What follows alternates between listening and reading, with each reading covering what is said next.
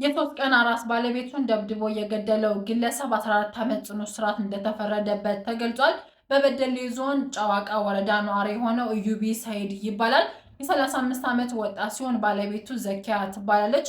እንግዲህ በወለደች ገና በሶስተኛው ቀን ቤት ውስጥ ጭቅጭቅ ይነሳል። ባለቤቷን ቤት ውስጥ የሚቀመስ የለም፣ እኔም ጉልበት እንዲሆነኝ ምግብ ያስፈልገኛል ትለዋለች።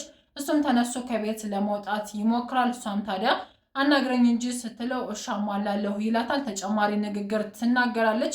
አንተ እንዳባወራ አስበህ የምታደርገው ነገር የለም እኔ ካልተናገርኩ በስተቀር ትለዋለች። እሱም እንግዲህ እስካሁን ያጎደልኩብሽ ነገር የለም፣ አሁን ግን እጅ አጠረኝ ይላታል።